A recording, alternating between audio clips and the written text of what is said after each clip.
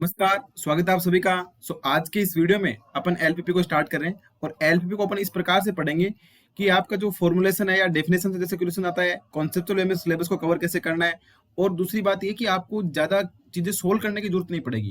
यानी कि जो क्वेश्चन पेपर आते हैं उसमें जो क्वेश्चन होंगे उनको आप सोल्व नहीं करना है। ऐसे नहीं कि ग्राफिकल मेथड क्वेश्चन आएगा, ऐसे नहीं आप ग्राफ बना रहे हो फिर सोल्व करें, ऐसा नहीं करना है आपको। अपन इस वे में क्वेश्चन को देखेंगे कि आपको बिना सोल्व किए ही आप इसको क्वेश्चन को आंसर कर सकते हैं। तो इस टाइप से अपन जो सिलेबस है उसमें इंपॉर्टेंट पार्ट को कवर करेंगे। और मैं पॉसिबली ऐसा है कि 4 से मतलब 5 क्लासेस मैक्सिमम मानो उसमें पूरा कवर ही कर देंगे। अपन 20-25 मिनट की क्लास रखेंगे और इसमें पूरा हो जाएगा। आज की क्लासेस में अपन के फॉर्मुलेशन ऑफ एलपीपी एंड इसकी जो बेसिक डेफिनेशन है उस पे बेस्ड जो प्रॉपर्टी है, जैसे टाइप्स ऑफ सॉल्यूशन आपने क्वेश्चन देखा होगा तो उसमें आता है basic solution, basic feasible solution, degenerate solution, non degenerate solution, कौन से नॉन नेगेटिव कंस्टेंट होते हैं, कैसे सॉल्यूशन को सेटिस्फाई करते हैं। कई बार ऐसे क्वेश्चन भी आया हुआ है कि find the maximum number of basic feasible solution, possible basic feasible solution. तो ये सॉल्यूशन होते कैसे हैं और उनको निकालते कैसे हैं। तो आज का अपना मेन टॉपिक ये रहेगा कि formation of LPP and basic definition. तो ये फर्स्ट लेक्चर अपना। और कोई भी डाउट होता है तो आप कमेंट बॉक्स में पूछ सकते हैं, वरना आप टेलीग्राम के सर्च बार में जाके @exponential mathematics 2531 करके सर्च करेंगे तो वहां पे भी आपको सारी इन्फॉर्मेशन मिल जाएगी। अब अपन इसके एक एक करके सारी चीजें देखेंगे। जैसे कि आप सिलेबस देख सकते हैं तो सिलेबस में आप देखेंगे कि ये वाला जो पार्ट है ना, कॉन्वेक्स सेट एक्सट्रीम, ये कॉन्वेक्स सेट से रिलेटेड है। और यहाँ से आगे जो concept of basis, basic feasible solution, formation of linear programming problem, graphical method, simplex method से क्वेश्चन आने का चांसेस कम है। यहाँ से नहीं आ सकता, ज्यादा चांसेस है ये वाला पार्ट ये एक साथ लिंक है और इसके जो ऊपर वाला पार्ट है एक साथ लिंक है। तो अपन यहाँ से देखेंगे। बेसिस बोलने का मतलब आपने जैसे लीनियर अलजेब्रा में देखा होगा, कोई भी अपन मैट्रिक्स होती है तो उसके करस्पॉन्डिंग अपन एक ट्रांसफॉर्मेशन लिख सकते हैं और ट्रांसफॉर्मेशन के करस्पॉन्डिंग अपन एक मैट्रिक्स लिख सकते हैं। तो ये तो बेसिस ऑफ कॉन्सेप्ट। बेसिस बोलने का मतलब वो ये कि जो स्पैनिंग सेट हो, लीनियर इंडिपेंडेंट हो, उसको अपन बेसिक बोलते हैं। तो आपको लीनियर अलजेब्रा की थ्रू पता ही है। अपन बात करते हैं कि बेसिक फिजिबल सॉल्यूशन, यहाँ से 100% की सुनने के चांसेस रहते हैं। तो सबसे पहले अपन formulation of linear programming problem का क्या होता है और कैसे होता है वो देख लेते हैं। तो अपन आज का अपना टॉपिक रहेगा फॉर्मुलेशन ऑफ एलपीपी। जैसे अपन डालते हैं फॉर्मुलेशन ऑफ एलपीपी, तो आपको पता। और सबसे बड़ी बात आप ये ध्यान रखना, आप साथ साथ में नोट डाउन जरूर करते चलें, क्योंकि ऐसे मानना कि आपके 4 या 5 पेज के नोट्स बनेंगे और वो नोट्स प्लस आप पीवाईक्यू कर लेते हैं तो आपके जो 5 क्वेश्चन आते हैं वो सारे के सारे करेक्ट हो जाएंगे किसमें, सीयूईटी के पेपर में। क्योंकि आप देखना कि जो कॉन्सेप्ट है वो है लिमिटेड। जैसे कॉन्वेक्स सेट की जो प्रॉपर्टी और क्वेश्चंस बन सकते हैं वो है 4-5 प्रॉपर्टी और 2-4 थ्योरम है। तो वही पूछता है, वो ऑप्शन भी देता है, पूछता है फॉलोइंग इनकरेक्ट, करेक्ट, बस वही पूछेगा। तो वही आने के चांसेस रहते हैं। तो फॉर्मुलेशन ऑफ एलपीपी आपने देखा होगा कि एलपीपी की अपने को डिमांड की जो मैथमेटिशियन थे जॉर्ज डेंचिंग। तो जॉर्ज डेंचिंग थे, उन्होंने क्या देखा कि सेकेंड वर्ल्ड वॉर के टाइम जैसे जो आपस में देशों में युद्ध हो रहे थे तो कि अपने की माल लागत कम आनी चाहिए और अपना जो मतलब आउटपुट है वो ज्यादा आना चाहिए, इनपुट कम से कम होना चाहिए। तो इस प्रकार की जो चीजें थी उनको उद्देश्यों को ध्यान में रखते हुए सब किया गया। पर अपने को उसमें इंटरेस्ट नहीं है कि क्यों बनाएगा क्या बनाएगा, वो अपने लिए काम करनी है, अपने लिए काम का कि क्वेश्चन कैसे होना चाहिए यूटी के पेपर में। तो सबसे पहले जैसे आपने देखा होगा कि मैक्सिमम या मिनिमम जेड इक्वल टू ऐसे अपन को देखने को मिलता है कि C1x1 plus C2x2 plus C3x3 plus CNxn। तो ऐसा दिखता है। तो इसको अपन क्या बोलते हैं, ऑब्जेक्टिव फंक्शन बोलते हैं। ये जो होता है this is called objective function, objective function. ठीक है। अब इसके कुछ कंस्ट्रेंट होते हैं, कंस्ट्रेंट इसके साथ में होते हैं। कंस्ट्रेंट कैसे लिखते हैं, कंस्ट्रेंट अपन ऐसे लिखते हैं such that a11x1 plus a12x2 plus dot dot dot plus a1nxn less than equals to greater than. इसको अपन भी ये हो सकता है लेस देन भी हो ग्रेटर देन भी हो, वो अपन आगे चेंज करते रहेंगे इनको। जैसे a21x1 a22x2 इस टाइप से चलता जाएगा ये, plus a2nxn less than equal to greater than equal to b2। और लास्ट में अपन क्या लिख सकते हैं am1 ax1 और amnxn less than equal to greater than equal to, इसको अपन बी एन बोल देते हैं। ठीक है। तो इसको अपन क्या बोलते हैं, कंस्टेंट बोलते हैं। इसी करस्पॉन्डिंग अपनी क्या बनती है, मैट्रिक्स बनती है ए एक्स टाइप की इक्वल्स टू बी टाइप की, या बी बोल सकते हैं, ऐसा बोल सकते हैं। ठीक है। और साथ में क्या होता है x1 x2 x3 जंक्शन, ये सारे कह सकते हैं greater than equal to zero. इसको अपन बोलते हैं नॉन नेगेटिव रिस्ट्रिक्शन। ये सारे के सारे क्या समझे, नॉन नेगेटिव, यानी जीरो सकते हैं, जीरो से बड़े होंगे, नॉन नेगेटिव रिस्ट्रिक्शन बोलते हैं इसको अपन। ठीक है। ये नॉन नेगेटिव रिस्ट्रिक्शन होते हैं।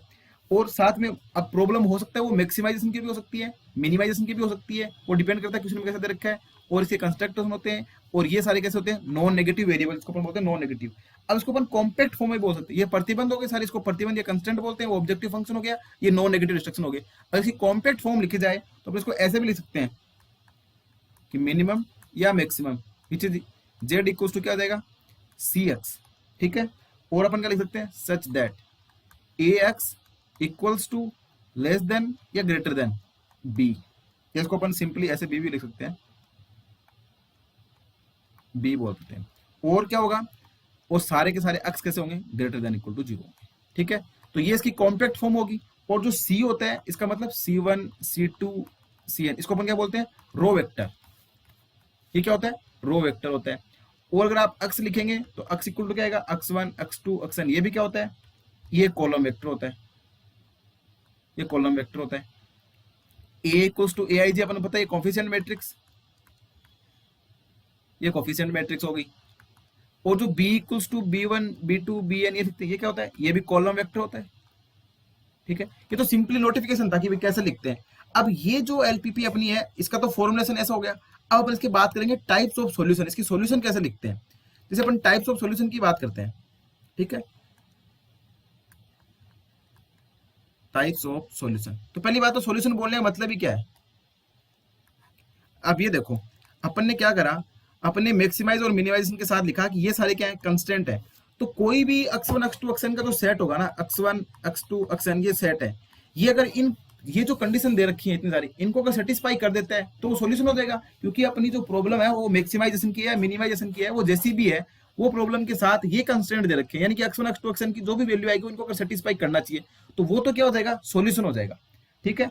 और अगर अपन बात करते हैं इसका मतलब सॉल्यूशन की डेफिनेशन अगर मैं लिखूं तो क्या लिखूंगा, ऐसे यहाँ पे अपन सॉल्यूशन की डेफिनेशन ऐसे लिख सकते हैं कि any set of value of any set of value of x1 x2 xn which satisfies given set of constraint is called solution of LPP, solution of LPP। यानी आपको जो भी कंस्ट्रेंट दे रखे थे ना, a1 x1 a2 less than equal to b1 a2 x2 ऐसे greater than equal to या less than equal to b1, इन सबको सेटिस्फाई करता है तो वो क्या होता है, सॉल्यूशन होता है, ठीक है। अब बात करते हैं अपन फिजिबल सॉल्यूशन की। फिजिबल सॉल्यूशन क्या होता है, फिजिबल सॉल्यूशन बोलने का मतलब कि सॉल्यूशन तो होना ही होना चाहिए, सॉल्यूशन प्लस नॉन नेगेटिव जो रिस्ट्रिक्शन उनको भी सेटिस्फाई करना चाहिए, नॉन नेगेटिव रिस्ट्रिक्शन। यानी कहने का मतलब यह है कि सॉल्यूशन में तो ऐसा भी हो सकता है ना कि x की कोई नेगेटिव वैल्यू भी इस कंस्ट्रक्शन को सेटिस्फाई कर दे। पर अगर आप फिजिबल सॉल्यूशन बोल रहे हैं तो फिजिबल सॉल्यूशन बोलने का मतलब वो कैसा होना चाहिए, नॉन नेगेटिव रिस्ट्रिक्शन में होना चाहिए। तो ये तो क्या होगा, फिजिबल सॉल्यूशन और सॉल्यूशन में डिफरेंस। अब आगे अपन बात करते हैं बेसिक सॉल्यूशन, क्योंकि इस टाइप के क्वेश्चन जरूर आता है, ये जरूर पूछेगा आपसे कि इसके कितने सॉल्यूशन होंगे, कितने फिजिबल सॉल्यूशन होंगे, कौन सा बेसिक सॉल्यूशन है। तो ये आपको डेफिनेशन से ही पता चलेगा कि सॉल्यूशन चेक कैसे करते हैं। तो वो अपन एक एग्जांपल से देख लेंगे। इसका मतलब सॉल्यूशन तो कंस्ट्रक्शन को सेटिस्फाई करे, और अगर आप बोलते हैं कि वो फिजिबल सॉल्यूशन है इसलिए क्या होना चाहिए, वो नॉन नेगेटिव रिस्ट्रिक्शन को भी सेटिस्फाई करना चाहिए। और बेसिक सॉल्यूशन बोलने का मतलब ये है कि अगर आपके पास n वेरिएबल है, ठीक है, और आपके पास अगर m ही इक्वेशन है, तो इसका मतलब क्या है कि आप m वेरिएबल की वैल्यू फाइंड आउट कर सकते हो, जहां पे ऐसा है कि n ग्रेटर देन m है, मतलब वेरिएबल ज्यादा इक्वेशन कम है। तो अपन क्या करते हैं कि n माइनस m वेरिएबल को इक्वल टू जीरो पुट कर देते हैं, n minus variable put zero, यानी कि जो n माइनस m वेरिएबल उनको जीरो पुट कर देंगे, बाकी जो m वेरिएबल बच गए उनको सोल्व कर लेंगे। जब m वेरिएबल को सोल्व करेंगे तो उनकी वैल्यू आ जाएगी। तो इस प्रकार के साथ में ये भी कंडीशन है कि अगर ax इक्वल टू b है, आपका जो कंस्ट्रक्शन है वो ax equal to b type का है, उसमें n minus m variable zero put करने के बाद जो मैट्रिक्स बनती है ना, उसका determinant not equal to zero होना चाहिए। यानी कि ऐसा बोल सकता हूँ कि provided determinant not equal to zero होना चाहिए। और अपन क्या करेंगे, n minus m variable zero put करके बाकी m के लिए सिस्टम को सोल्व करेंगे, और जो सिस्टम को सोल्व करेंगे अपने पास क्या मिलेगा, एक सॉल्यूशन मिलेगा, और वो सॉल्यूशन क्या कहलाता है, बेसिक सॉल्यूशन कहलाता है। यानी कि ऐसा बोल सकते हैं कि कुछ इस प्रकार का सॉल्यूशन हो जाएगा। जैसे मान लो a1 a2 am टाइप तो अपने वैल्यू आ जाएगी, और बाकी जो n माइनस m थे वो अपने जीरो पुट कर दिए। ये क्या है, n माइनस m है और ये टोटल m है। तो टोटल वेरिएबल कितने हो गए, एन हो गए। इसमें से एन माइनस एम तो अपन ने जीरो पुट कर दिया, बाकी अपन ने सोल्व कर लिए। और साथ में प्रोवाइडेड कंडीशन क्या होती है कि जो मैट्रिक्स होती है उसका डिटरमिनेंट क्या होना चाहिए, नॉट इक्वल टू जीरो होना चाहिए, तभी अपन ऐसा काम कर पाएंगे। और ये सॉल्यूशन कैसे है, इसका मतलब ये सॉल्यूशन कैसा है, बेसिक सॉल्यूशन है। अब बेसिक सॉल्यूशन के भी आगे पार्ट हो जाते हैं, डिजेनरेट सॉल्यूशन और नॉन डिजेनरेट सॉल्यूशन। दूसरी बात, ये जो जीरो वैल्यूड वाले जो वेरिएबल है ना, इनको अपन क्या बोलते हैं, नॉन बेसिक वेरिएबल। ये कहलाते हैं नॉन बेसिक वेरिएबल, ठीक है, ये हो गए नॉन बेसिक वेरिएबल। और ये जो है ये क्या कहलाते हैं, बेसिक वेरिएबल। जो अपन सोल्व करके निकालते हैं जिनकी वैल्यू, वो कहलाते हैं बेसिक वेरिएबल। अब डिजेनरेट और नॉन डिजेनरेट, अब देखो आपको इतना ध्यान रखना है हमेशा कि अगर एन वेरिएबल है, एम इक्वेशन है, तो क्या होगा, एन माइनस एम को आपको जीरो पुट करना है, बाकी एम के लिए सिस्टम को सोल्व करना है, और सिस्टम का डिटरमिनेंट क्या होना चाहिए, नॉन जीरो होना चाहिए। और उस केस में अपने पास क्या होगा, एम वैल्यू आ जाएगी, बाकी एन माइनस एम जीरो रहेंगे। और इनको अपन क्या बोलते हैं, बेसिक वेरिएबल, इनको क्या बोलते हैं, नॉन बेसिक वेरिएबल, ठीक है। तो ये आपको ध्यान रखना, ये नॉन बेसिक वेरिएबल हो गए, ये बेसिक वेरिएबल हो गए। अब आगे क्या होता है कि ये जो बेसिक वेरिएबल है, इनमें से भी अगर कोई जीरो है, अपन ने सोल्व करके निकाला, हो सकता है कोई किसी की वैल्यू जीरो आ जाए। तो अगर किसी की वैल्यू जीरो आ गई तो उसको अपन क्या बोलते हैं, डीजेनरेट सॉल्यूशन बोलते हैं, डीजेनरेट सॉल्यूशन। इसको हिंदी में अपन बोलते हैं अपभ्रष्ट, यानी कि जो भ्रष्टाचार कर देता है, गड़बड़ कर देता है, यानी कि आना तो नॉन जीरो चाहिए था पर वो जीरो आ गया, ठीक है। तो कैसे क्या बोलेंगे कि at least one of the basic variable eight zero level, at least one of the basic variable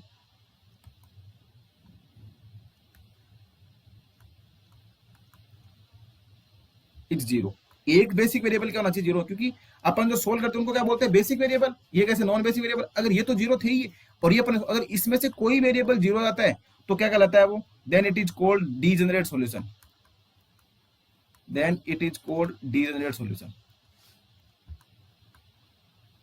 इसको अपन बोलते हैं डीजेनरेट सॉल्यूशन। अदरवाइज क्या कहलाएगा, नॉन डीजेनरेट। अगर ऐसा नहीं होता है तो उसको अपन क्या बोलते थे, नॉन डीजेनरेट सॉल्यूशन। यानी कि अगर कोई भी बेसिक वेरिएबल में अगर कोई वेरिएबल जीरो आ गया जो सोल्व निकाले तो डीजेनरेट सॉल्यूशन बन जाएगा। इसके अलावा क्या बनेगा, नॉन डीजेनरेट। और बेसिक सॉल्यूशन बोलने का मतलब क्या है कि एन माइनस एम वेरिएबल को अपन जीरो पुट करके सोल्व करेंगे, बाकी एम अपन फाइंड आउट कर लेंगे। ये तो बेसिक सॉल्यूशन हो गया। और फिजिबल सॉल्यूशन बोलने का मतलब कि construct greater than equal to zero पे होना चाहिए। सॉल्यूशन बोलने का मतलब इस कंडीशन को सेटिस्फाई कर दे, वही क्या होता है, अपना सॉल्यूशन हो जाता है। अब बात करते हैं कि ऑप्टिमल सॉल्यूशन क्या होता है। ऑप्टिमल सॉल्यूशन बोलने का मतलब, ऑप्टिमल सॉल्यूशन, अपनी प्रॉब्लम क्या थी, अगर मान लो मैक्सिमम की है या मिनिमम की है, z equal to C X है, तो जो सबसे ज्यादा मैक्सिमम दे देगा जिस अक्स की वैल्यू के लिए, वही क्या हो जाएगा, जो मतलब कहने का मतलब solution which optimize the objective function. Solution तो होगा ही होगा, solution which optimize the objective function. जो ऑब्जेक्टिव फंक्शन की कंडीशन को फुलफिल कर दे वही क्या कहलाएगा, आपका ऑप्टिमल सॉल्यूशन कहलाएगा। यानी कि वो मिनिमम है तो मिनिमम वैल्यू देना चाहिए, मैक्सिमम तो मैक्सिमम देना चाहिए। वो जो अक्स की वैल्यू आएगी, x one, x two, x n, इसको अपन क्या बोलते हैं, ऑप्टिमल सॉल्यूशन कहते हैं। तो ये तो क्या थे, टाइप्स ऑफ सॉल्यूशन थे। आप जहां कहीं भी थ्योरम में कहीं लिखाएगा फिजिबल सॉल्यूशन क्या होता है, बेसिक सॉल्यूशन क्या होता है, degenerate, non degenerate, optimal solution, तो इन टर्म से आपको क्या होना चाहिए, वाकिफ होना चाहिए। अब क्वेश्चन कैसे आता है वो इंपॉर्टेंट चीज है, तो अपन क्वेश्चन भी देख लेते हैं। हालांकि अभी जो अपन पहला एग्जांपल देखेंगे वैसा क्वेश्चन नहीं पूछते हैं और नहीं पूछा गया है, पर जो सेकंड क्वेश्चन है वैसा क्वेश्चन पूछा भी गया है, पूछा जा भी सकता है। पर अपन वो पहला क्वेश्चन इसलिए देखें ताकि आपको सारी डेफिनेशन है वो क्लियर हो जाए, आपको मतलब चल जाएगी, पता चल जाएगी अपन ने क्या पढ़ा है क्या नहीं पढ़ा है। तो जैसे मान लो एग्जाम्पल लेते हैं अपन, एक एग्जाम्पल क्या लेते हैं, x1 plus 2x2 plus x3 equal to 3 है, ठीक है। और 2x1 plus x2 plus x3 equal to 6 है, ठीक है। ये अपन को एक सिस्टम दे रखा है। अब बोला गया कि फाइंड बेसिक फिजिबल सॉल्यूशन ज्ञात करो, या बेसिक हो सकता है कि find basic solution, find basic solution. अब बेसिक सॉल्यूशन फाइंड आउट करने क्या मतलब हुआ, अपने पास जो वेरिएबल है एन की वैल्यू कितनी है, 3 है, इक्वेशन कितनी है, m इक्वल टू 2 है, इसका मतलब n माइनस M equals to 3 minus 2 equals to 1, यानी कि एक वेरिएबल को पुट करेंगे इक्वल टू 0। अब वो वेरिएबल कोई सा भी हो सकता है, किसी भी वेरिएबल को अपन 0 को पुट कर सकते हैं। लेट मैंने मान लिया कि लेट x1 इक्वल्स टू 0, जैसे आप x1 को 0 करेंगे तो क्या बन जाएगा, 2x2 plus x3 equal to 3, x2 plus x3 equal to 6। अब देख लो ये जो मैट्रिक्स बनेगी वो क्या बनेगी, 2 1 1, इसका डिटरमिनेंट क्या है, नॉन जीरो, इसका मतलब सॉल्यूशन अपन फाइंड आउट कर सकते हैं। तो यहाँ से अपन x1 x2 x3 की वैल्यू निकालेंगे। तो जैसे इसको सोल्व आउट करते हैं तो अपने पास क्या बने, जैसे ऐड कर देते हैं सपोज दैट, तो इसको सोल्व करना पड़ेगा। x1 की वैल्यू तो अपने पास क्या आ जाएगी, 0 आ जाएगी, और x2 की वैल्यू निकालनी है। सॉरी, यहाँ पे ये 3x3 है, एक सेकंड, ये 3x3 है, ठीक है। अब इसको सोल्व करें, x1 की वैल्यू तो 0 है, अब यहाँ से x2 x3 निकालेंगे। तो मैं क्या करता हूँ कि इसको अपन क्या करते हैं, 3 से मल्टीप्लाई कर देते हैं, तो 6x2 plus 3x3 equals to 9, और इसको ऐसा का ऐसा रख लेते हैं, तो x2 plus 3x3 equals to 6। तो यानी कि x2 की वैल्यू तो कितनी आ गई, 3/5 आ गई क्या,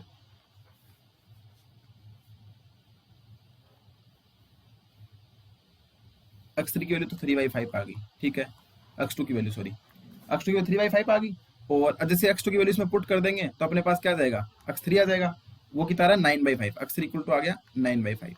तो अपना जो सॉल्यूशन बना वो कैसा बन गया, x1 तो अपने 0, 3/5 और 9/5। अब आप देखो, अपन ने इसको तो 0 माना था, और ये सारे के सारे कैसे आ गए, नॉन जीरो आ गए। तो जो नॉन जीरो आते हैं उनको अपन क्या बोलते हैं, बेसिक वेरिएबल बोलते हैं ना। तो ये कैसे है, बेसिक वेरिएबल है, बेसिक वेरिएबल। और ये सॉल्यूशन आप बता सकते हैं कैसा सॉल्यूशन है, क्योंकि इसमें अपन ने क्या देखा था, बेसिक सॉल्यूशन तो है ही है ये। अब ये देखो, जो 0 माना था वही 0 है, बाकी सोल्व करके निकाले वो 0 नहीं है, इसका मतलब नॉन डीजेनरेट सॉल्यूशन है ये। डीजेनरेट कब होता है, जब इसमें से कोई एक 0 आ जाता, तो अपन उसको क्या बोल देते हैं, डीजेनरेट सॉल्यूशन। अब ये कैसा सॉल्यूशन है, नॉन डीजेनरेट सॉल्यूशन है। कब, जब आपने x1 को 0 लिया था। अपन नेक्स्ट कर लेते हैं, x2 को 0 कर देते हैं। अब अपन x2 को 0 ले लेते हैं, तो अपने पास इक्वेशन क्या बचेगी, जब x2 को आप 0 पुट करोगे तो क्या बनेगा, x1 plus x3 equal to 3, और 2x1 plus 3x3 equal to 6 आ गया। अब यहां से आप देख सकते हैं कि x1 की वैल्यू तो आ रही है 3, और x3 की वैल्यू आ रही है 0। तो ये सॉल्यूशन कैसा बनेगा, x1 की वैल्यू 3, 0, 0। अब ये तो 0 वेरिएबल अपन ने माना था वो है, और ये कैसा आ गया, ये 0 आ गया। इसका मतलब सॉल्यूशन कैसा है, ये डीजेनरेट सॉल्यूशन है। ये कैसा सॉल्यूशन है, डीजेनरेट सॉल्यूशन है। इसमें देखो, जो नॉन जीरो आते हैं, अब ये कैसा वेरिएबल है, बेसिक वेरिएबल है ये भी कैसा था, ये बेसिक वेरिएबल था, पर ये 0 बन गया तो डीजेनरेट सॉल्यूशन हो गया। और पहले वाला केस था, उसमें सिस्टम अलग था, इसमें जो अपन ने सोल्व निकाले वो कैसे आए थे, नॉन जीरो आ रहे थे। अब एक केस और बन सकता है इसमें, अगर अपन क्या करें, x3 को 0 ले लेते हैं। जैसे आप x3 को 0 लेंगे तो क्या बनेगा, x1, क्योंकि कोई भी 0 ले सकते हैं, एक पॉसिबिलिटी है अपन को एक वेरिएबल को 0 पुट करना है, वो किसी को भी कर सकते हैं। x1 plus 2x2 equal to 3, और 2x1 plus x2 equal to 6, ठीक है। इसको सोल्व आउट करते हैं, इसको सोल्व करते हैं तो अपने पास क्या आएगा कि जैसे मानो इसमें से घटा ही देते हैं, तो -x1 इक्वल टू -3, यानी कि x1 की वैल्यू तो आ गई 3, और x1 की 3 आ गई, तो x2 क्या आ गया 0। तो ये सॉल्यूशन क्या बन गया, 3, 0, 0, ठीक है। अब देखो, अब जो वेरिएबल अपन पुट करते हैं इक्वल टू 0, वो क्या होता है, नॉन बेसिक वेरिएबल होता है। जिसको अपन 0 पुट करते हैं ना, वो 0 वैल्यूड वेरिएबल का क्या है, नॉन बेसिक वेरिएबल बोलते हैं। अब ठीक है, अब अपन ने इसमें इसको 0 पुट किया, तो यहाँ पे क्या, ये नॉन बेसिक वेरिएबल है। इस वाले में नॉन बेसिक वेरिएबल कौन सा था, ये वाला नॉन बेसिक वेरिएबल था, इसमें ये वाला है। जबकि देखने में दोनों सॉल्यूशन कैसे लग रहे हैं, सेम लग रहे हैं। देखो, ये वाला भी 0, 0 है, ये वाला भी 0, पर ये डीजेनरेट सॉल्यूशन है, और ये भी क्या है, डीजेनरेट सॉल्यूशन है। क्यों, क्योंकि आपने क्या करा था, x3 को 0 पुट करा था, और x1 और x2 को सोल्व करा था, और जिसको सोल्व करते हैं और वैल्यू 0 आ जाती है, तो अपन क्या बोलते हैं, वो सॉल्यूशन कैसा है, डीजेनरेट सॉल्यूशन है। अदरवाइज क्या बोलते हैं, नॉन डीजेनरेट सॉल्यूशन है। तो इस सिस्टम ऑफ इक्वेशन जो अपन ने देखा, इसमें अपने पास कैसे मिल रहे हैं, दो तो क्या मिल रहे हैं, डीजेनरेट सॉल्यूशन मिल रहे हैं, एक कैसा मिल रहा है, नॉन डीजेनरेट सॉल्यूशन मिल रहा है। सो आई होप आपको ये बात तो पल्ले पड़ गई होगी कि डीजेनरेट सॉल्यूशन और नॉन डीजेनरेट सॉल्यूशन में क्या डिफरेंस होता है। अपन ने क्या करा, एक प्रॉब्लम ली, उस प्रॉब्लम में अपन देखा कि 3 वेरिएबल है, 2 इक्वेशन है, n-m, एक वेरिएबल को 0 पुट करना है। एक बार अपन x1 को 0 पुट करा, एक बार x2 को करा, एक बार x3 को करा। जैसे अपन x1 को 0 करा, अपने पास सॉल्यूशन आया 0, 3/5, 9/5, और ये क्या है, नॉन बेसिक वेरिएबल है। ये कैसे है, बेसिक वेरिएबल है। तो ये सॉल्यूशन कैसा हो गया, नॉन डीजेनरेट, क्योंकि अपन ने जो सोल्व करके निकाले उसमें कोई भी 0 नहीं आया। नेक्स्ट केस में क्या, आपने दोनों सोल्व करके निकाले उसमें 0 आ रहा है, तो ये कैसे बन गए, डीजेनरेट सॉल्यूशन बन गए। तो यहां से आपको पता चल गया कि डीजेनरेट सॉल्यूशन कैसे निकलता है और नॉन डीजेनरेट सॉल्यूशन कैसे निकलता है, ठीक है।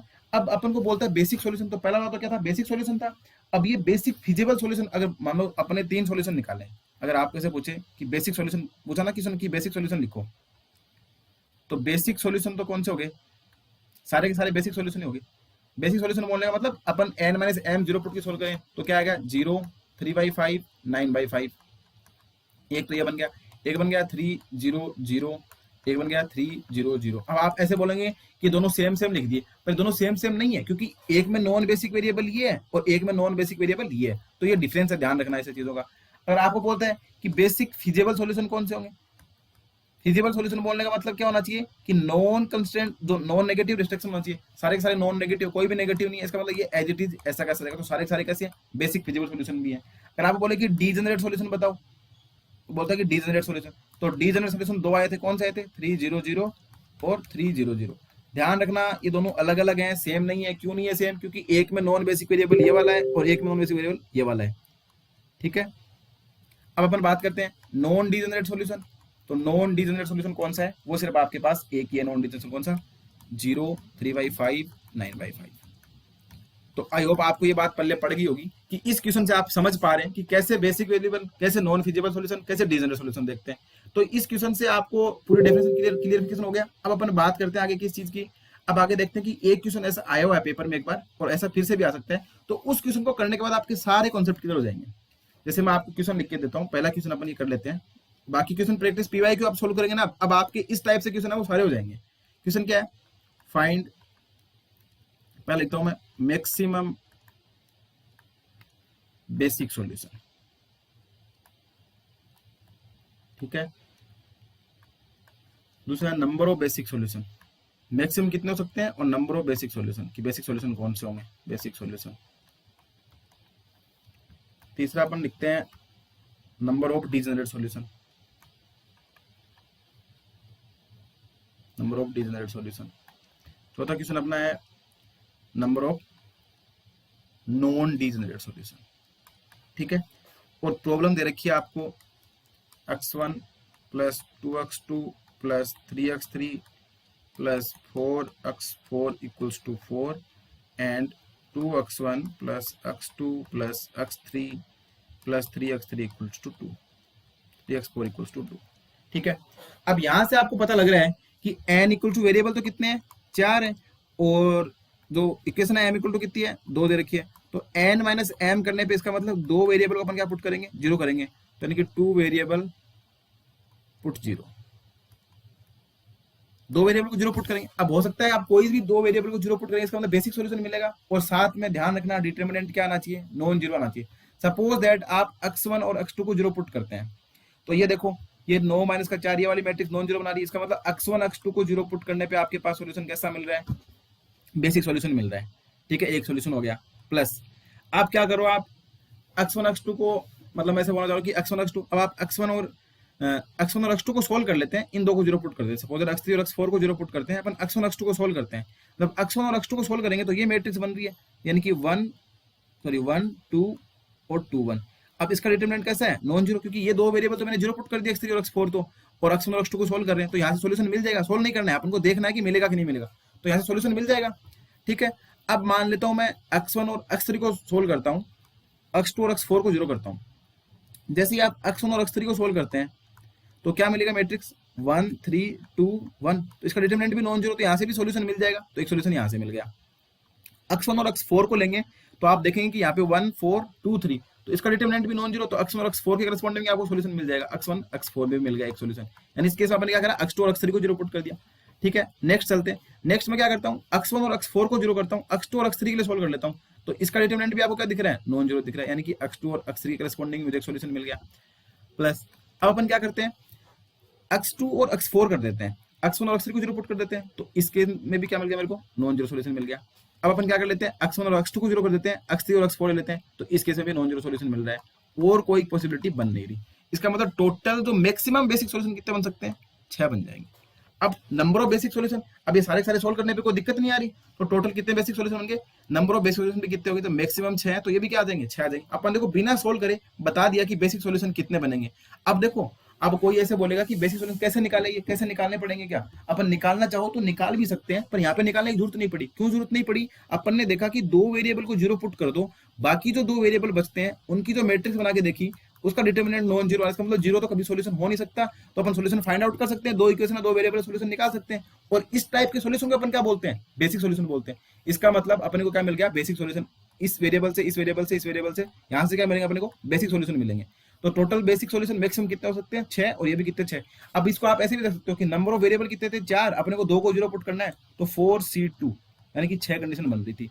तो मैक्सिमम बेसिक सॉल्यूशन तो कितने होंगे 4C2 होंगे। तो इसको आप फॉर्मूले के तौर में याद भी कर सकते हैं, और इसको मैंने आपको सिंपली बेसिक एक्सप्लेन करके बता दिया कि कैसे। अब एक क्वेश्चन आया हुआ है सीयूईटी में, पूछा गया है कि find the number of basic solution, कितने बेसिक सॉल्यूशन होंगे, तो इस मेथड से आप देख सकते हैं। और ये 4C2। अब यहाँ पे आपको पूरे के पूरे क्वेश्चन को सोल्व करने की जरूरत नहीं पड़ी कि भाई x1 की वैल्यू ये आई, x2 की वैल्यू आई, x3 की वैल्यू आई, ऐसे सोल्व करके देखा नहीं। अपने देख लिया कि दो वेरिएबल जीरो पुट कर दो, बाकी जो दो बचते हैं उसकी मैट्रिक्स देखो, अगर डिटरमिनेंट नॉन जीरो आते हैं तो अपने सोल्व आउट कर सकते हैं, इक्वेशन आ जाएगी, वैल्यू आ जाएगी, तो अपने पास सोल्यूशन मिल जाएगा।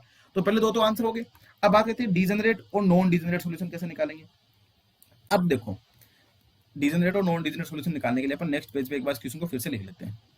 क्वेश्चन क्या है अपना, x1 plus 2x2 plus x3 plus 4x4 equals to 4 है, ठीक है। और 2x2 2x1 plus x2 plus x3 plus 3x3 equals to 2। अब एक बात बताओ, अपन डीजेनरेट और नॉन डीजेनरेट सॉल्यूशन उसी को बोलेंगे ना कि जिसमें क्या हो कि अपन दो वेरिएबल जीरो मान लेते हैं, बाकी दो सोल्व कर लें, उसमें कोई जीरो आ जाए तो नॉन डीजेनरेट बन जाएगा, और अगर नॉन जीरो आ जाता है तो क्या बन जाएगा, डीजेनरेट बन जाएगा। अपना काम यही चेक करना है। अब देखिए, जैसे भी आप सोच के देखो कि अगर ये 4 और 2 है, आपने क्रेमर रूल पढ़ा होगा। क्रेमर रूल में अपन x की वैल्यू निकालते हैं। जैसे मान सपोज मुझे x1 निकालना, तो मैं क्या करता हूँ, डेल्टा 1 अपॉन डेल्टा। डेल्टा तो क्या होता है, मैट्रिक्स का डिटरमिनेंट होता है, और ये क्या होता है, जैसे x1 निकाल रहे हैं तो x1 कॉलम की जगह अपन ये जो वेरिएबल है इसको अपन पुट कर देते हैं। यही तो क्रेमर रूल होता है। जिसको क्रेमर रूल का नहीं पता है तो एक बार गूगल करके क्रेमर रूल जरूर देख लेना, तो आपको आइडिया लग जाएगा कि कैसे कर रहे हैं अपन, ठीक है। अब अपन क्या करें, इसमें अपन को सॉल्यूशन निकालना पड़ेगा, पर यहाँ पे भी आप बिना निकाले बता सकते हैं। जैसे सपोज दैट मैं क्या करता हूँ, पहले केस में मैंने क्या करा, x3 x4 को जीरो पुट करा, ठीक है। तो मेरे पास बनेगा x1 2x1 2x2 x2 plus plus equals to 4 equals to 2। अब मुझे देखना है कि किस वेरिएबल की जीरो आएगी, वैल्यू जीरो आएगी। जीरो तभी आएगी जो रेशियो ये है ना 4:2, यानी कि 2:1। अगर इधर भी 2:1 है तो जीरो बन जाएगा, वरना जीरो नहीं बनेगा। तो यहाँ पे आप देखो, यहाँ पे 2:1 है, इसका 2 और इसका 1 है, तो यहाँ पे जीरो बन जाएगा। आप सोल्व करके देख लो। इसको जैसे मान लो मैं क्या करता हूँ, 2 से मल्टीप्लाई करता हूँ, यानी कि x1 plus 2x2 equals to 4। इसको 2 से मल्टीप्लाई करूंगा तो 4x1 plus 2x2 equals to 4।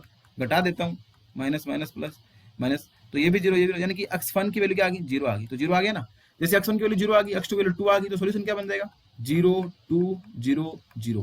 तो ये सॉल्यूशन कैसा है, तो डीजेनरेट सॉल्यूशन है। क्यों है डीजेनरेट, क्योंकि अपन ने ये दो तो जीरो लेके चले थे और सोल्व करने पे एक जीरो और मिल गया, तो ये कैसा बन गया, डीजेनरेट सॉल्यूशन बन गया। अब देखो, अब आपको पूरा सोल्व करने की जरूरत नहीं है। आप जिस वेरिएबल को जीरो पुट कर रहे हो उसके अलावा जो वेरिएबल बचते हैं उसका देख लो, अगर यही रेशियो बन पा रहा है तो जीरो डीजेनरेट दे देगा, वरना नहीं देगा। जैसे अपन ने x3 x4 को जीरो करा तो डीजेनरेट मिला। सपोज दैट मैं x1 और x2 को जीरो करता हूं, तो क्या x3 x4 से डीजेनरेट सॉल्यूशन मिलेगा, तो इसका मतलब मुझे x3 x4 से डीजेनरेट सॉल्यूशन नहीं मिलेगा। अगर मैं क्या करता हूँ, x1 x3 को जीरो पुट करता हूँ, x2 x4 को जीरो सोल्व करता हूँ, यानी कि मैं x2 और x4 को सोल्व करता हूँ।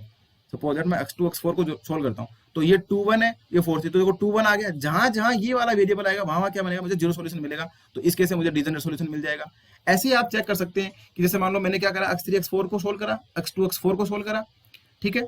अब मैं क्या करता हूँ, अपन ने क्या कर लिया, x1 x2 को सोल्व कर लिया। अब अपन x1 x3 को देखते हैं, देखो 1 2 x1 x3 देखते हैं, x1 और x3। तो x1 वाले में क्या आ रहा है, ये मैट्रिक्स बनेगी 1 2 और इधर 1 1, तो इसका रेशियो 4 2 इसके साथ रेशियो नहीं है, तो इसका मतलब x1 x3 के साथ भी मुझे क्या मिलेगा, सॉल्यूशन मिल जाएगा। यहाँ पे डीजेनरेट सॉल्यूशन नहीं मिलेगा। अब अपन बात कर लेते हैं x1 x4 की ले लेते हैं, तो x1 x4 ले लेते हैं, तो 1 4 2 3, तो ये भी 4 2 का रेशियो नहीं है, तो यहाँ पे भी मेरे को क्या नहीं मिलेगा, डीजेनरेट सॉल्यूशन नहीं मिलेगा।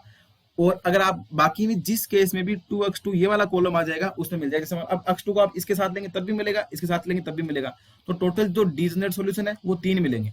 अब आपको पता है टोटल सॉल्यूशन 6 है, उसमें से 3 डीजेनरेट है, तो 6 - 3 करने पे क्या आ जाएंगे, 3 क्या आ जाएंगे, नॉन डीजेनरेट आ जाएंगे। जिसको ऐसे समझ नहीं आ रहा है वो उसको ऐसे सोल्व करके दे सकता है। जैसे आपने x3 x4 को जीरो करा, एक बार आप x1 x2 को जीरो कर लो, x3 x4 के लिए सोल्व कर लो, सबके लिए सोल्व करके देख लो, जिसके साथ जीरो आ रहा है वो क्या बन जाएगा, डीजेनरेट सॉल्यूशन, वरना नहीं बनेगा। पर इसको मैं आपको बता दें कि सोल्व करने की जरूरत नहीं है। सोल्व करने की जरूरत क्यों नहीं है, कि जैसे मान लो अपना क्वेश्चन ये है कि x1 2x2 plus x3 plus 4x4 equals to क्या है, 4 है, और 2x1 plus x2 plus x3 plus 3x3 equal to क्या है, 2 दे रखा है। तो आप ये देखो कि जैसे मान लो मैं x1 x2 को जीरो पुट करता हूँ, x1 x2 जीरो माना मैंने, x3 x4 सोल्व करा, तो x3 x4 के लिए सोल्व करने पे मुझे नॉन डीजेनरेट सॉल्यूशन नहीं मिला। सॉल्यूशन कैसा मिलेगा, मैं इसको लिखता हूँ, ये कैसा है, नॉन डीजेनरेट है। x2 x3 को जीरो पुट करता हूँ, x2 x3 जीरो पुट करेंगे, देखो ये 1 2 है, ये 4 3 है, तो यहाँ पे मेरे को सॉल्यूशन किसके लिए क्या मिलेगा, x1 और x2 को जीरो पुट सॉरी x2 और x3 को जीरो पुट करा अपन ने, तो x1 और x4 के लिए सोल्व करा है, सोल्यूशन कैसा मिलेगा, नॉन डिजनरेट मिलेगा। अब अपन x1 x2 को पुट कर दिया, x2 x3 को पुट कर दिया, एक बार मैं x1 और x3 को जीरो पुट कर देता हूँ, तो x1 और x3 को जीरो पुट करूंगा तो इस केस में क्या बनेगा, x2 और x4 आएगा। इस केस में मुझे सोल्यूशन कैसे बनेगा, डिजनरेट मिलेगा। क्यों मिलेगा, क्योंकि ये वाला कॉलम आ गया, जहां जहां ये वाला कॉलम आ जाएगा ना तो डिजनरेट सोल्यूशन मिल जाएगा। एक बार अपन x1 x2 को जीरो पुट कर दिया, x2 x3 को कर दिया, x1 x3, अब अपन क्या कर लेते हैं, x1 x4 को जीरो पुट करते हैं। x1 x4 करेंगे तो x2 x3 के लिए सोल्व करेंगे, x2 x3 की सोल्व करेंगे तो देखो x2 आ गया, x3 आ गया, x2 आ गया, x3 आ गया, तो यहाँ पे 4 2 है, तो इस केस में ये वाला रेशियो और ये वाला रेशियो सेम हो गया, तो इस केस में सोल्यूशन कैसा मिलेगा, डिजनरेट सोल्यूशन मिलेगा। ठीक है, 4 केस हो गया, अपन 2 केस सोल्व कर लेते हैं। x1 x2 को जीरो कर लिया, x1 x3 को कर लिया, अब x2 x3, अब x2 और x4 को जीरो करता हूं मैं, तो अब x1 और x4 के लिए सोल्व करेंगे, x1 और x3 के लिए सोल्व करेंगे, x1 और x3, तो x1 2x1 x3 x3, इस केस में भी 4 2 वाला रेशियो नहीं है, तो ये वाला रेशियो नहीं है, तो यहाँ पे भी अपने को क्या सोल्यूशन मिलेगा, नॉन डिजनरेट सोल्यूशन मिलेगा। अब एक केस बच गया, कौन सा बच गया, किसको जीरो करना बाकी रह गया, अपन x3 और x4 को जीरो कर लेते हैं। जैसे आप x3 x4 को जीरो करेंगे, x1 x2 के लिए सोल्व करेंगे, तो ये क्वेश्चन बचेगी 2x1 plus x2 which is equals to 4 2। तो अब ये रेशियो देखो 2 1 का रेशियो, तो यहाँ पे भी 2 1 का रेशियो आ रहा है, तो इसका मतलब क्या बनेगा, मुझे यहाँ पे डिजनरेट सोल्यूशन मिलेगा। तो आप देख सकते हैं कि 3 केस में डिजनरेट सोल्यूशन है और बाकी 3 केस में कैसे नॉन डिजनरेट सोल्यूशन है। तो ऐसे आप चेक कर सकते हैं। देखो अपन ने कहीं पे भी किसी भी स्टेप में ऐसा नहीं कि पूरा सोल्व करके निकाला है, वो बस मैंने आपको यहाँ पे समझाने के लिए बता दिया, निकालने के लिए। बाकी आपको पूरा क्वेश्चन सोल्व करने की जरूरत नहीं है। आप बता सकते हैं कि बेसिक सोल्यूशन कितने होंगे, number of maximum basic solution कितने होंगे, डिजनरेट कितने होंगे, नॉन डिजनरेट कितने होंगे। अब आपके लिए एक होमवर्क है, वो आप करना और इसका आंसर कमेंट बॉक्स में जरूर बताना। वो कैसा क्वेश्चन है, वो क्वेश्चन ऐसा ही सेम क्वेश्चन है कि फाइंड नंबर ऑफ, आपका क्वेश्चन देगा x1 plus 2x2 plus x3 plus 4x4 equals to कितना है, 2 है, और 2x1 plus x2 plus x3 plus 8x4 equals to 4 plus 8x4 equals to 4। ठीक है, वही चारों क्वेश्चन है, सेम पहले वाला, सेम टू सेम वही क्वेश्चन है कि मैक्सिमम कितने सॉल्यूशन होंगे, डिजनरेट कितने होंगे, नॉन डिजनरेट कितने होंगे। तो ठीक है, इसका आंसर नॉन डिजनरेट का तो 1 आएगा और इसके डिजनरेट 4 होंगे, और जो मैक्सिमम बेसिक सॉल्यूशन 6 होंगे, और सॉल्यूशन इसके फिजिबल कितने होंगे, 5 होंगे। इसका आंसर है 6 5 4 1, चारों के चारों, ये तो इसके आंसर है। और क्वेश्चन आपको वही है, आप खुद से करना वरना अपने टेलीग्राम चैनल पर डिस्कस कर लेना। कोई भी डाउट होता है तो कमेंट बॉक्स में जरूर पूछें, प्रॉब्लम को बिल्कुल भी दिमाग में नहीं रखें। आप पहले तो इसका देख सकते हैं कि वही बात है, n इक्वल्स टू, यहाँ पे कितना थोड़ा हिंट देता हूँ आपको, n इक्वल टू 4 है, m इक्वल टू 2 है, तो आप 4c2 करेंगे तो मैक्सिमम बेसिक सॉल्यूशन तो आप NCM से ही फाइंड आउट कर सकते हैं। तो ये तो 4c2 6 आ गया, तो पहले तो हो गया। अब बात करना कि वो अब पहला हो गया, अब आपको क्या चेक करना पड़ेगा कि सॉल्यूशन निकल सकता है कि नहीं निकल सकता। उसके लिए मैंने आपको बता दिया क्या चेक करें कि 2 को वेरिएबल को जीरो पुट करके देख लें कि जिसके साथ जीरो पुट करने पे सॉल्यूशन आ जाता है तो सॉल्यूशन आ जाएगा, नहीं आता तो सॉल्यूशन नहीं होगा। आप इसको टेलीग्राम के चैनल पे भी अपना डिस्कस कर सकते हैं कि कहाँ से x1 x2 के सॉल्यूशन आएंगे, कहाँ से नहीं आएंगे। सो आई होप आपको ये बात समझ में आ गई होगी कि degenerate, non degenerate, basic feasible solution, optimal solution, solution क्या होते हैं, टाइप्स ऑफ सॉल्यूशन, और फॉर्मुलेशन कैसे करते हैं। अब इसके बाद अपन नेक्स्ट क्लास में इसका ग्राफिकल मेथड देखेंगे, तो वहां पे भी आपको सोल्व करना है, अपन इस प्रकार से ही पढ़ेंगे, क्योंकि मैंने थोड़ा सा इस पे खुद से भी पढ़ा है पहले आपको पढ़ाने से लिए कि किस प्रकार से करा जाए कि आपका CUET का क्वेश्चन है वो कम से कम टाइम में हो जाए। इसलिए मैंने इसका सुपर फास्ट नाम दिया, सुपर फास्ट रिवीजन, क्योंकि इसमें अपन क्या करने वाले हैं कि पूरा सोल्व नहीं करना है कि भाई ऐसे नहीं कि आप इसका जो ग्राफ बना रहे हैं और फिर देख रहे हैं कि कौन सा रीजन आएगा। अपन बिना ग्राफ बने इक्वेशन को देख के ही बता देंगे कि इसका रीजन कैसा बनेगा, बाउंडेड बनेगा कि अनबाउंडेड बनेगा, सॉल्यूशन ऑप्टिमल होगा कि अल्टरनेटिव होगा। तो थोड़ा सा आप अपनी ग्रेजुएशन की बुक के साथ कभी पढ़ते रहें ताकि आपको अच्छे से समझ आ जाए। और कोई भी डाउट होती है कहीं पे भी किसी भी स्टेप में तो आप जरूर पूछें, क्योंकि इसके क्वेश्चन कम से कम 4 से 5 क्वेश्चन आने, यानी कि 20 नंबर के राउंड आने, वो भी आपको सिर्फ 4 या 5 क्लास में, जो कि 20-25 मिनट की होने वाली है। तो कोई भी डाउट रहता है तो कमेंट बॉक्स में पूछें। आई होप आपके लिए वीडियो लेक्चर अच्छा रहा होगा। जैसा भी आपको होता है आप कमेंट बॉक्स में जरूर बताएं। So thank you.